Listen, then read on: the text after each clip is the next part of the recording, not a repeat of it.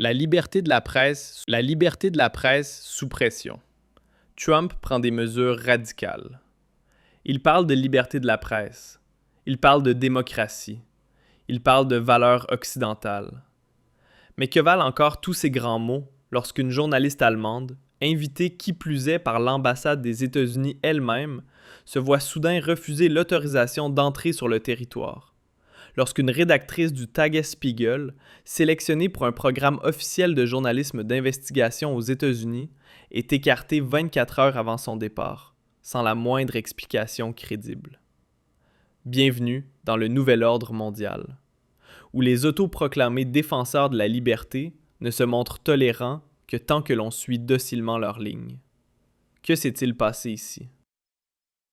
La journaliste Barangé GFU avait été sélectionnée début 2025 par l'ambassade des États-Unis à Berlin pour participer au prestigieux Edward R. Murrow Program for Journalists, un volet officiel du programme de bourse IVLP du département d'État américain. Il ne s'agit pas d'une simple rencontre mondaine autour d'un café, mais d'un projet vitrine de la soft power américaine à l'échelle internationale. Et puis, soudainement, moins de 24 heures avant le départ, annulation. Pas de visa, pas de programme, aucun commentaire. Seulement l'indication laconique qu'un prétendu government shutdown au sein des agences fédérales américaines en serait la cause. Sérieusement, vous n'y croyez pas vous-même. La vérité est probablement ailleurs, car Barange, tout comme sa collègue hongroise participant au même programme, s'était auparavant exprimé de manière critique à l'égard de la politique américaine. Rien de polémique, rien de partisan, simplement critique, au sens journalistique du terme. Et cela semble désormais suffire, à l'ère Trump, pour se retrouver sur une liste noire officieuse. Le soupçon est clair. Ceux qui ne rentrent pas dans le moule sont écartés. Littéralement. Et maintenant, le coup de massue. Alors que les médias allemands, en tête le ZDF, et les habituels donneurs de leçons du Spiegel se mettent soudain à hurler parce qu'une journaliste issue du milieu libéral est touchée, ils restent muets face à des cas strictement identiques, dès lors qu'ils concernent le camp conservateur. Un exemple ? Eva Vlaardingerbroek, militante néerlandaise, politiquement dérangeante, très médiatisée, critique de l'immigration de masse et de l'agenda LGBTQ woke. Elle aussi, interdiction de visa, cette fois au Royaume-Uni. Le gouvernement britannique a tout simplement annulé son visa de 6 semaines. Motif invoqué, sa simple présence ne serait pas favorable à l'intérêt public. Il faut oser. Une citoyenne de l'Union européenne écartée parce que ses idées pourraient potentiellement aller à l'encontre du bien commun. Orwell en aurait jubilé. Et voici le plus grave. Cette décision n'est même pas contestable. Aucun recours, aucune audition, rien. Bienvenue dans la nouvelle démocratie à l'occidentale, où une opinion jugée incorrecte devient automatiquement une menace. Et où est l'indignation?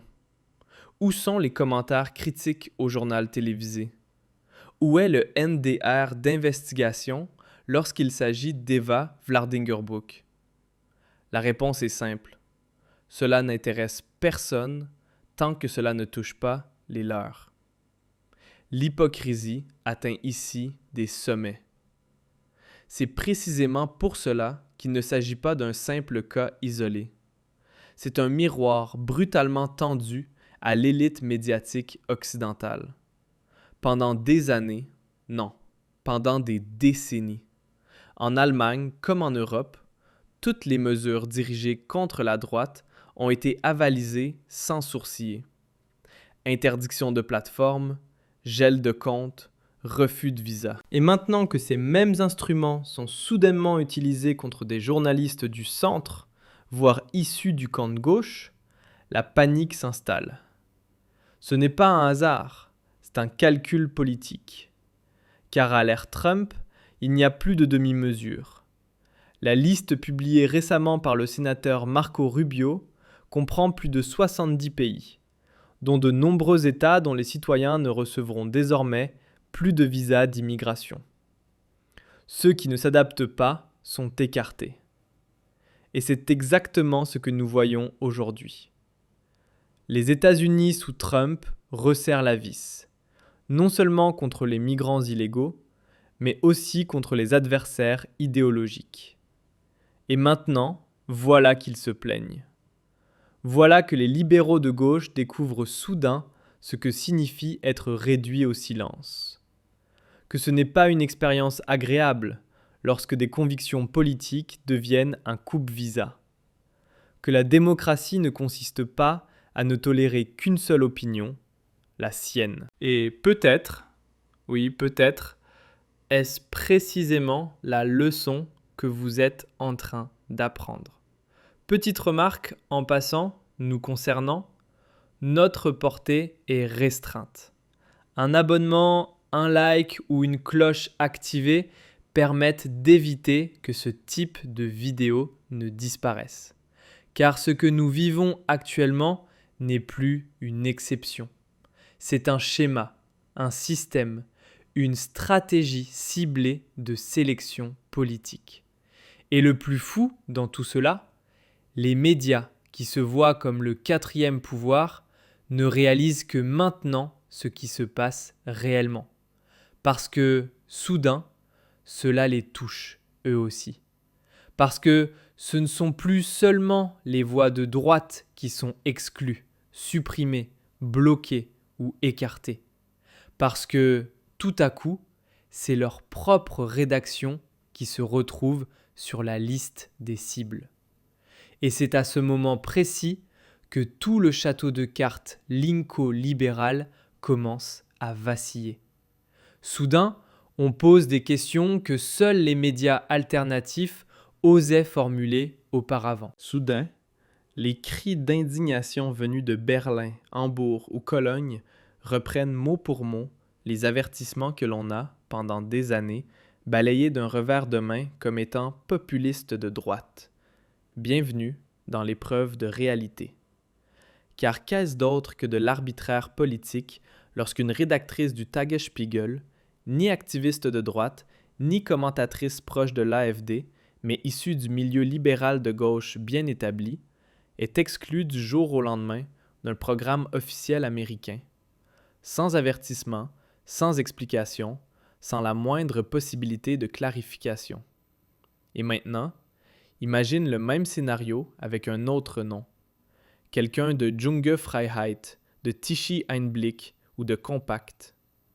Crois-tu vraiment que le Tagesspiegel aurait éprouvé la moindre compassion, que la Süddeutsche Zeitung se serait livrée à une indignation spectaculaire? Bien sûr que non. Cela aurait tout au plus mérité une brève ligne perdue dans une colonne marginale, si tant est que cela ait été mentionné. Mais aujourd'hui, l'incendie est dans leur propre maison. Le vent souffle soudain de face. Et c'est précisément cela qui révèle à quel point la voie empruntée par l'Occident depuis des années est dangereuse.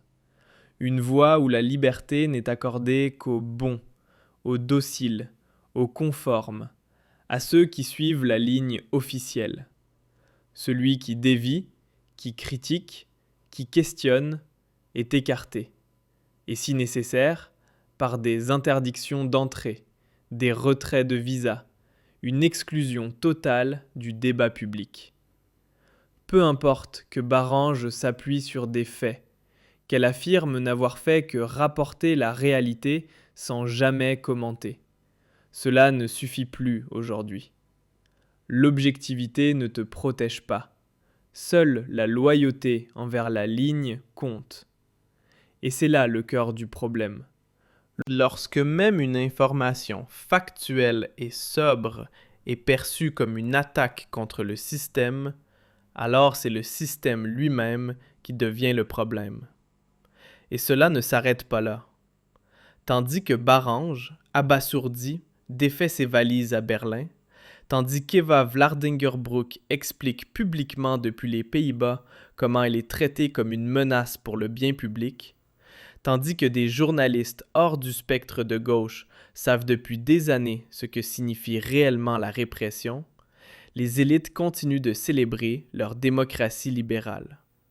Quel cynisme grotesque. Petite parenthèse, mais essentielle. Si tu crois que l'État te protégera lors de la prochaine crise, regarde autour de toi. La vérité, c'est que tu es seul. Et si tu n'as pas de plan, tu seras balayé. C'est précisément pour cela que nous avons développé le système de préparation aux crises. Mon cours complet, pas à pas, pour protéger ton argent, ta liberté et ta vie avant qu'il ne soit trop tard. Le lien est dans la description. Et franchement, ne pas l'avoir compris en 2025, c'est commettre l'une des plus grandes erreurs de sa vie. Pendant ce temps, la vague migratoire continue. Pendant ce temps, nos centres-villes se désagrègent. Pendant ce temps, la criminalité explose, les rues de Paris, Stockholm, Londres s'embrasent. Et cela n'intéresse personne. Mais malheur à celui qui ose le dire tout haut. Il devient aussitôt un provocateur, un populiste, un ennemi de la démocratie. Parallèlement, toute voix qui remet en question cette folie est impitoyablement éliminée.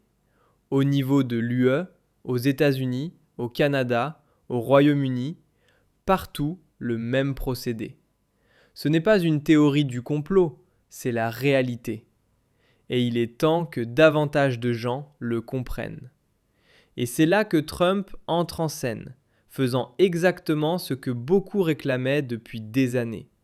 En finir avec la double morale, avec la fausse tolérance, avec l'arrogance hypocrite des élites occidentales. Il pose des limites, nomme les problèmes et montre aux médias qu'eux non plus ne sont pas au-dessus de tout, qu'eux aussi doivent respecter des règles. Et oui, qu'ils en subiront les conséquences s'ils vont trop loin. Car c'est là toute l'ironie. Tous les instruments créés pour réduire au silence l'opposition politique se retournent désormais contre leurs propres créateurs. Toutes les mesures contre la prétendue désinformation, contre la haine, contre l'extrémisme, deviennent aujourd'hui une arme qui frappe dans toutes les directions. Et peut-être, est-ce la seule langue que cette classe médiatique autosatisfaite comprend lorsqu'elle ressent elle-même ce que sont la censure, l'arbitraire et l'exclusion. Peut-être est-ce la dernière chance pour un véritable débat. Mais d'ici là, salutations cordiales à tous ceux qui refusent de se taire. À tous ceux qui comprennent que la liberté d'expression n'est pas un privilège de la gauche. À tous ceux qui savent que la démocratie ne fonctionne que lorsque toutes les voix sont entendues, pas seulement celles qui plaisent, on se retrouve au prochain scandale, et crois-moi, il arrivera plus vite que tu ne le penses. Monsieur